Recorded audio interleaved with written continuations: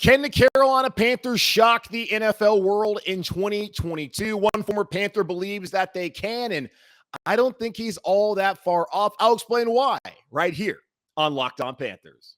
You are Locked On Panthers, your daily Carolina Panthers podcast. Part of the Locked On Podcast Network, your team every day.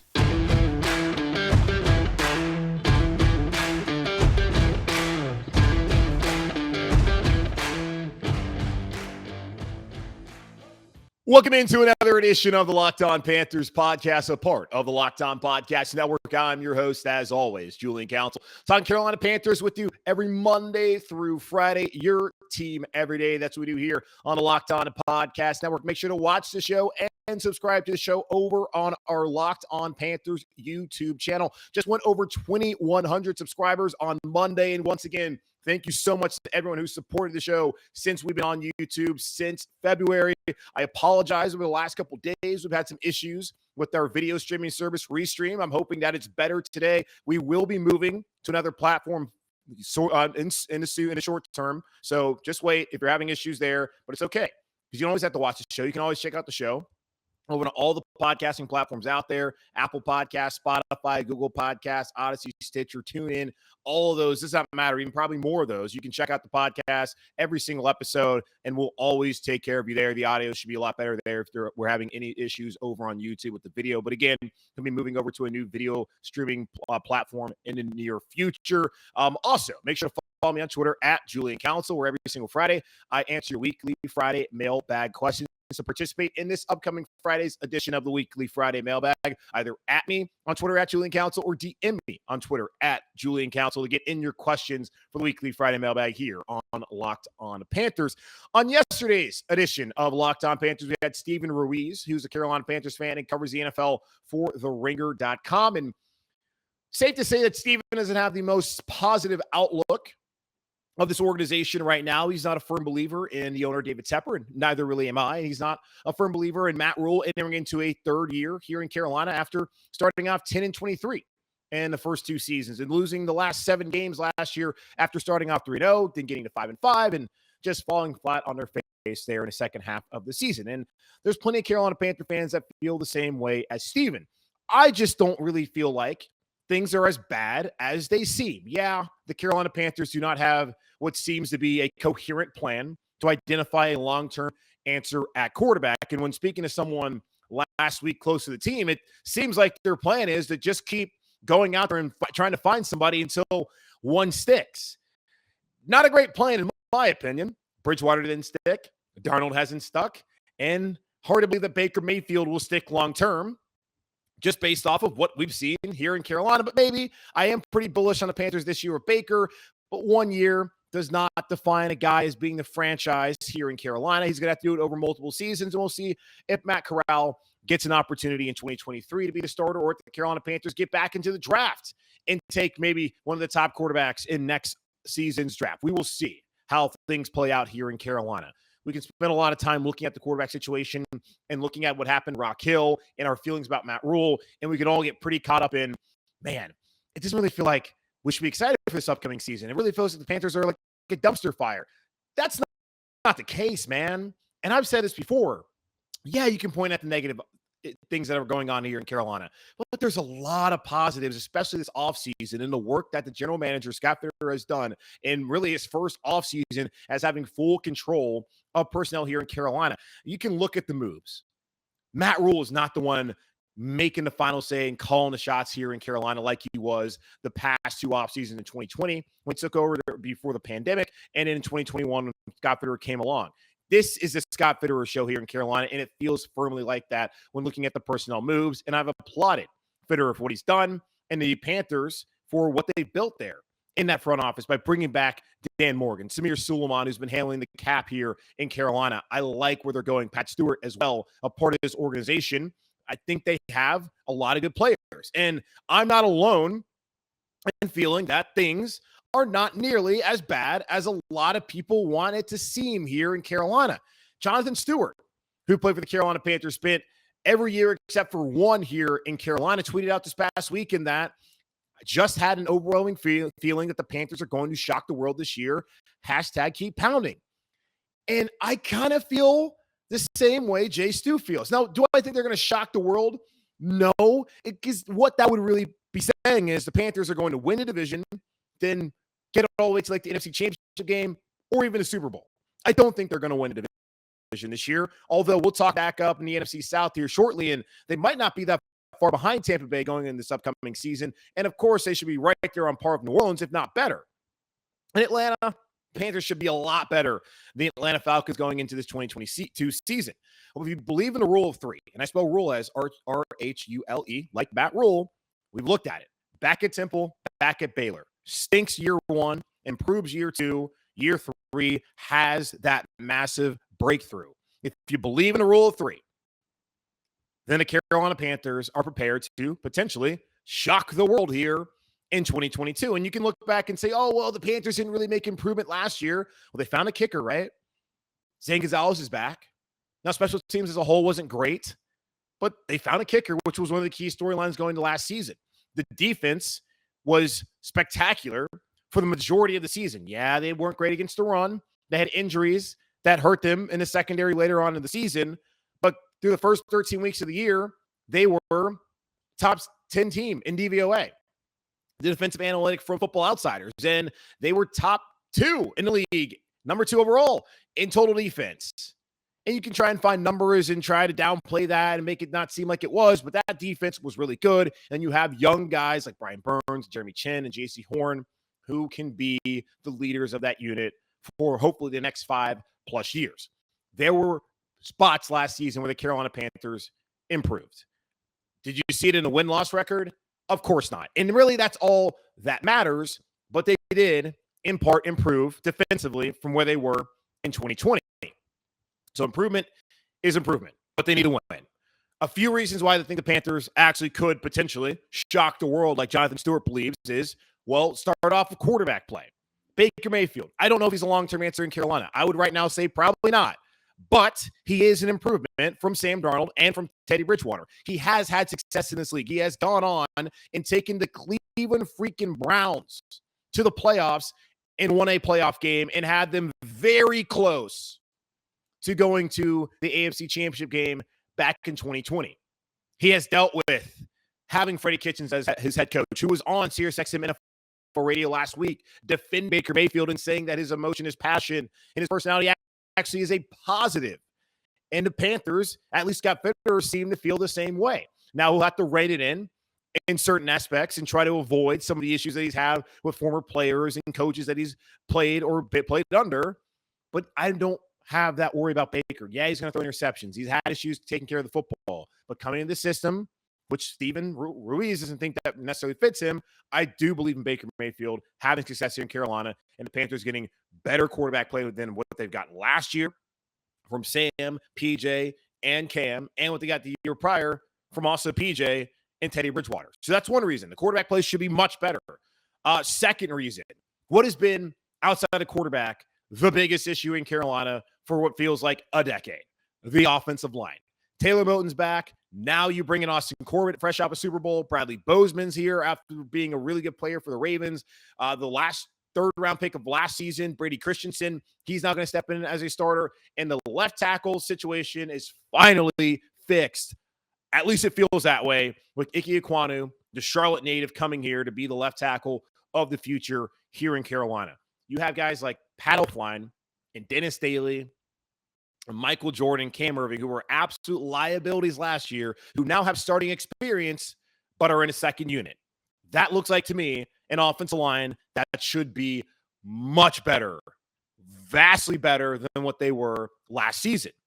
Now, it's not just the offensive line who dealt with injuries last year that's gotten better, but I think having Christian McCaffrey back healthy is another reason to think that this team can be better and can shock the world in 2022.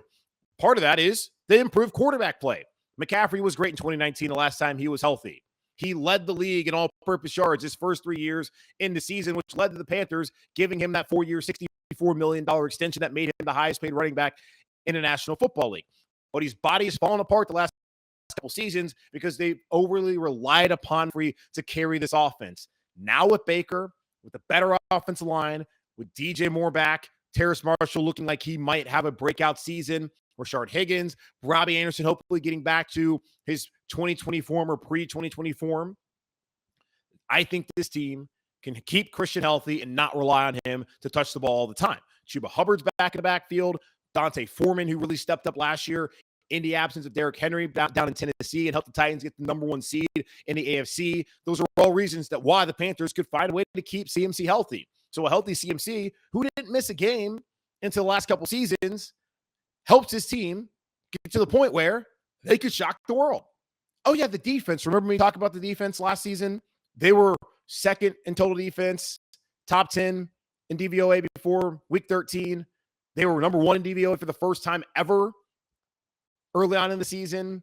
They were all over the place. Brian Burns was a Pro Bowler. Dante Jackson's now back. J.C. Horn was outstanding in the first couple weeks of the season before going down with an injury. Yeah, the defense should still be really good.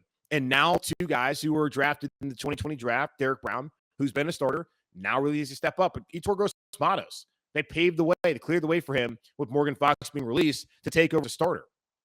I really like this defense. Frankie Louvu is a breakout candidate this upcoming season as he showed flashes last year in a reserve role, and that led the Panthers to being fine with Hassan Reddick leaving, which I don't think they could have paid him anyway, but being okay with it because they had someone who stepped up last season and who had the mentality of, I'm coming here to take someone's job, and now has the opportunity to be a starting linebacker for the Carolina Panthers this upcoming season. Another area that's really plagued the Panthers over the last couple of years has been special teams, whether it's been the inability to have a good kickoff returner, to getting nothing out of the punt return game, to also being bad in the punt return and kickoff return game as far as defending it. And, of course, when it comes down to the field kicking game, as we've seen Graham Gano have misses, even though Graham Gano was always better than a lot of Panther fans like to act like he was, but still, timely misses weren't great for Graham Gano. And Joey Sly was far worse, big leg, but not very accurate and missed at the worst possible times it felt. And then eventually the Carolina Panthers were able to find Zane Gonzalez, who did miss the last 4 weeks of the season last year with a quad injury, but is back healthy and has been re-signed by Carolina. Not only is Zane Gonzalez here, but Johnny Hekker, a 4-time All-Pro, also comes, and Andre Roberts as a kick returner, who's also been an All-Pro, and Chris Tabor, who has led annually in Chicago the last couple of seasons, top 10 special teams unit. That could be at least good for 1 or 2 more wins this upcoming season, especially when you look at the field goal kicking game and trying to be able to flip the field with Johnny Hekker with this defense that can get after the passer. I like where the Panthers are headed this upcoming season. The quarterback should be better. The offensive line is obviously better. Christian McCaffrey, when healthy, is still one of the best, if not the best running backs in the National Football League. The defense has that foundation where they should be a contender every year for one of the top 5 units in the National Football League moving forward, and special teams should be much improved. Put all that together, and the Carolina Panthers, like Jonathan Stewart said, could shock the world in 2022. Now, to do that, they first need to have success in the NFC South. I don't think right now the Carolina Panthers are contenders to win the NFC South, but when looking at the Bucs, the Saints, and, well, the Falcons, who should be terrible, I think the Panthers stack up pretty good in the NFC South this upcoming season. We'll talk about that here in just a moment on Locked On Panthers. Hindsight is 20/20, and you can't change the past, but what if you get a little help from your future self? Maybe you'd ask to borrow a little cash. Now you can with Dave. Dave is a banking app that can help you get up to $500 instantly with extra cash. That's more money to fill your tank, buy a wedding gift, or catch up on bills. You can finally tackle those expenses that have been stressing you out without any no interest and no credit check needed. Millions of people have already downloaded the Dave app to get the financial relief they need with extra cash. So if you're in a pinch and need some extra help, download Dave and think of it as a helping hand from future you. Download the Dave app from the Apple App Store right now. That's DAVE. Sign up for extra cash account. You can get up to $500 instantly. For terms and conditions, go to dave.com/legal. Instant transfer fees apply. Banking provided by Evolve, member FDIC. Future you, link you. Now, if the Carolina Panthers are going to, in fact, shock the world like Jonathan Stewart, this overwhelming feeling about, and how I kind of feel in a way like that, he's not that far off. I don't think they're going to shock the world in terms of being a team that's a Super Bowl contender, but they can absolutely be a playoff team, which I think they will be, and they could get to 10 wins this upcoming season because the quarterback play should be better. The offensive line no longer is atrocious. Christian McCaffrey, hopefully, fingers crossed, healthy, top 10 defense, and special teams no longer alive this upcoming season. All starts off with the division. The Panthers have to be successful in NFC South if they want to have any chance of going to the playoffs this upcoming season. When you look at the Atlanta Falcons this upcoming season, the Falcons should be terrible. The Panthers last year, they, of course, finished last place, but Atlanta wasn't good. And Carolina, I felt like, was still better than Atlanta last season. But for whatever reason, they split both those games. They won in Atlanta, something that rarely feels like it ever happens, and then they lose a stinker at home. The Falcons this year should not be a problem. They trade away Matt Ryan, the franchise, because they flirted with the idea of getting Deshaun Watson. It looked like they were going to have Deshaun Watson, and then Cleveland came out and gave him the $230 million fully guaranteed over 5 seasons. Matt Ryan, rightfully so, felt wronged by Arthur Blank and the Falcons organization. It felt like, you know what? It's actually time for me to move on. Our defense is terrible. My top wide receiver, Calvin Ridley, is suspended for this season for gambling on football, which will never cease to be incredible and amaze me and be absolutely hilarious that this happened. He's out for the year. So Matt's like, why am I going to stick around here with a coach in Arthur Smith, who I just met last year? Offense was putrid. They ranked 26th in points per game and a 29th in yards last season. How is that going to get better? With the offensive line still being a liability in Atlanta, yes, they have 2 young offensive weapons in Kyle Pitts at tight end and Drake London, the first-round receiver out of USC, who's also coming off of an ankle injury, but obviously he's going to be ready to go. I don't see how I see why Matt Ryan wanted to leave. The Falcons are not going to be very good this season. Marcus Mariota is going to step in. He's been in Arthur Smith's system after being in Tennessee. Remember, in Tennessee, he lost to Ryan Tannehill, who the Titans are now trying to replace, even though Tannehill helped them get to the AFC Championship game and had him as the number 1 seed in the AFC last season without having Derrick Henry for the vast majority of the season last year in Tennessee. And now they have Desmond Ridder to possibly be the starter if he beats out Marcus Mariota, but possibly to be the future, as he is also the 3rd-round pick out of Cincinnati. The Falcons are going to stink. Defensively, they're terrible. They lose Foyo Oluokun and other players. The Panthers should sweep the Falcons. Got them, week 8 and 10? Should beat the Falcons. That's 2 games you got to win. Now, the team that you're going to look at and think, okay, if we can beat this team, sweep them, we are firmly right there in position to win the division. And I look at it when comparing Carolina to New Orleans and think that the Panthers are right there on par with New Orleans. Now, the Saints did get better out wide at wide receiver. They're going to get Michael Thomas back. But when he's been healthy, and I understand people look at him as Mr. Slant, that's the only route he can run, the dude still set an NFL record for the most receptions in the season. Like, he can ball when healthy. And he had whatever issues he had with Sean Payton. Payton's now gone. Dennis Allen's in. And after the defense being really good, which they should be again, it made all the sense for Dennis Allen to get that job. Now, we can't underrate the fact that losing Sean Payton, one of the brightest offensive minds in the NFL, is really going to hurt New Orleans this upcoming season, especially when working with Jameis Winston. But what's going to help Jameis is having Michael Thomas back. It's getting Chris Olave, who I love, at Ohio State, getting Jarvis Landry, the Louisiana Sun, to come back home. That's a pretty good wide receiver core there in New Orleans to help out Jameis. And actually, when Jameis was healthy last season before tearing his ACL in week 8, he set career highs in touchdown to interception ratio to 14-3 and passer rating at 102.8.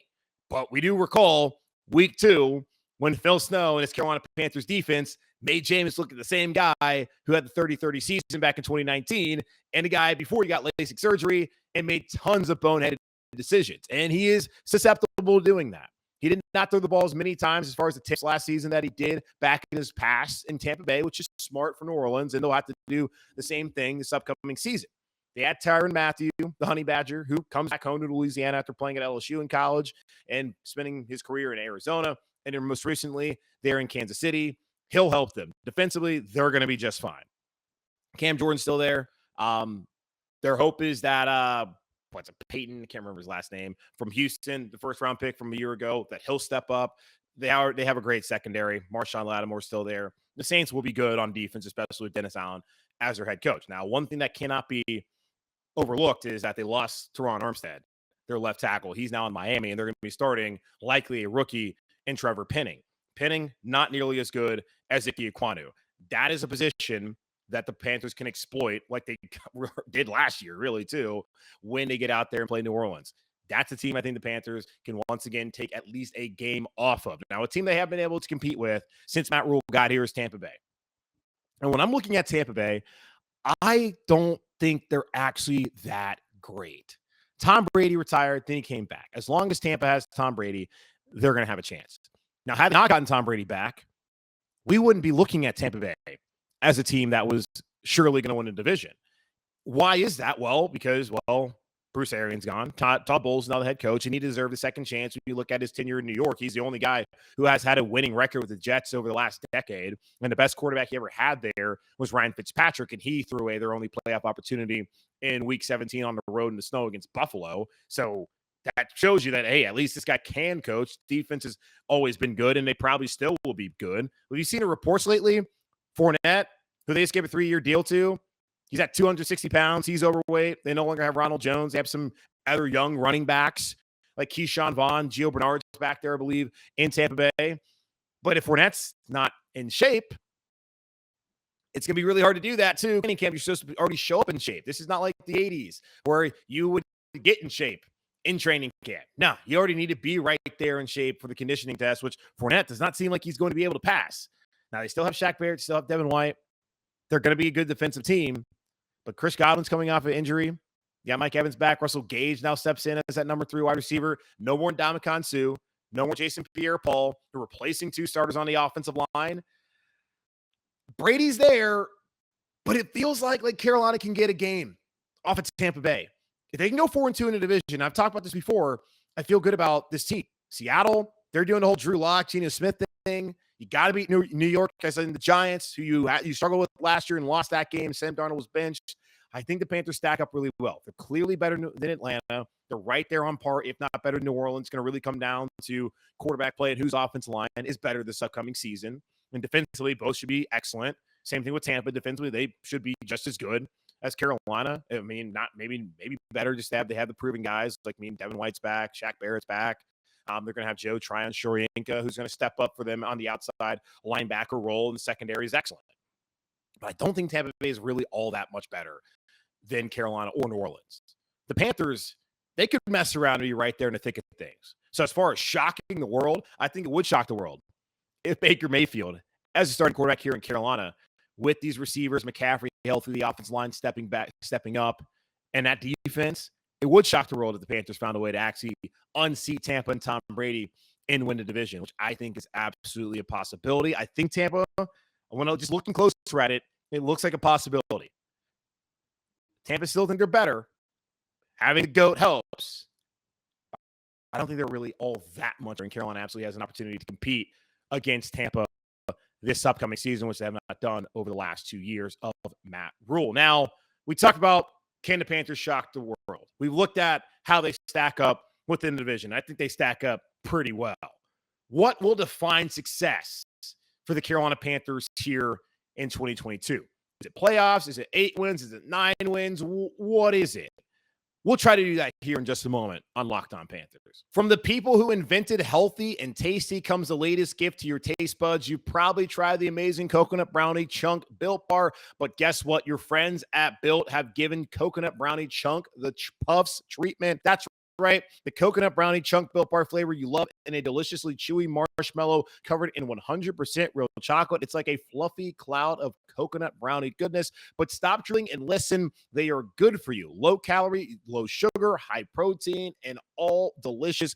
Coconut brownie chunk puffs are only here for the limited time. So go to Built.com now to make sure you don't miss out. They are going fast because they taste amazing. Go to Built.com and use promo code LOCK15 and get 15% off your first order. Use promo code LOCK15 at Built.com for 15% off your first order. All right, so what's going to define success for the Carolina Panthers here in 2022?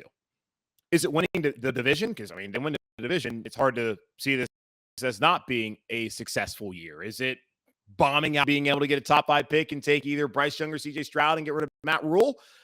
I think there are Panther fans who might look at that as actually being a success because it means they get a new head coach and they can get one of the top quarterback prospects in college football this upcoming season. Well, I don't really feel like that would be necessarily the success that we're looking for, albeit in the end, it might actually quantify as success. That's not what we're looking for here in Locked On Panthers, not what I'm thinking about as far as success, as we're trying to keep it positive vibes only heading into this upcoming season.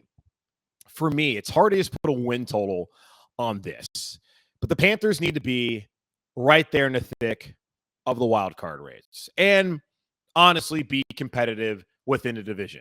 They need to be 1-2 games within Tampa.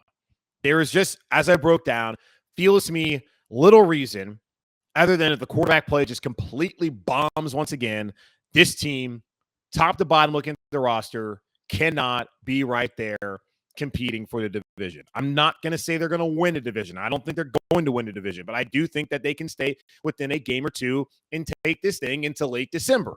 And that's what Matt Rule talked about a couple years ago when everyone got all ticked off when the Panthers won that game late on in December against the Washington football team.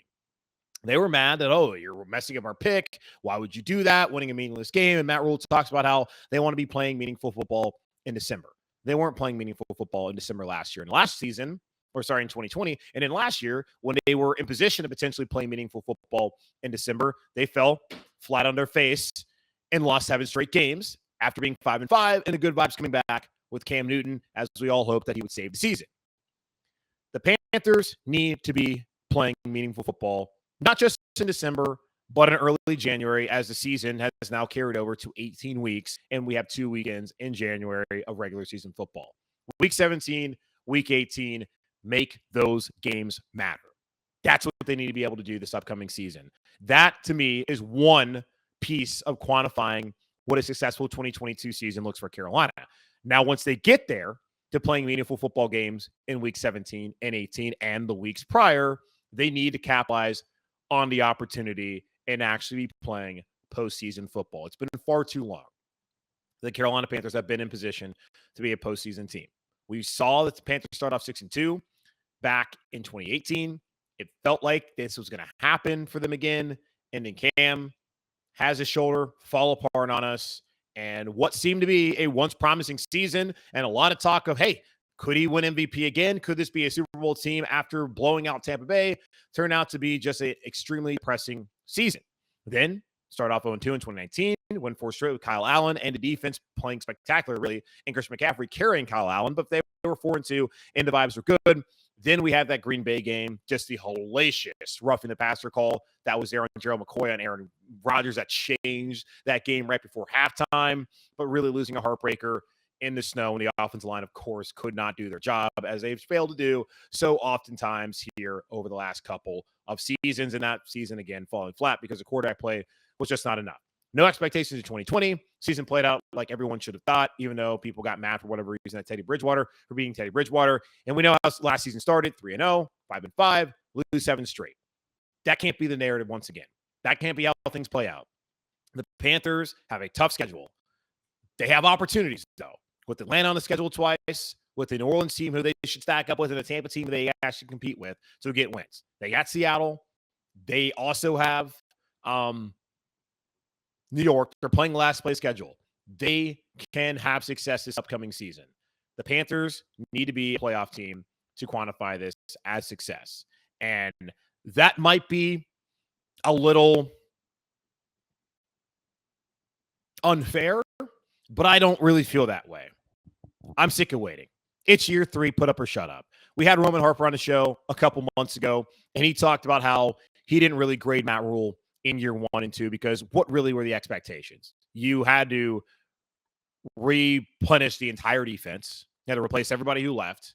You had a quarterback who was coming in who was solid, but not someone that's going to really lead you to the playoffs. And you had a young team. So what were the expectations in 2020? Not to be very good at all. Last year, the hope was that you would take a step forward, at least in the win-loss column. They did not do that, but the defense did improve. Now is the time. And everyone knows that. If Matt Rule does not win games this year, he will not be the head coach in 2023. I don't care what David Tepper says about a 5-year plan. I don't care what Matt Rule says about a 5-year plan. I don't want to hear any of that. The Carolina Panthers need to be a playoff team here in 2022 to define the season as a success. And we need to raise our expectations here. The worst thing that we want is for this basically to become the Detroit Lions, where we never expect anything out of this team.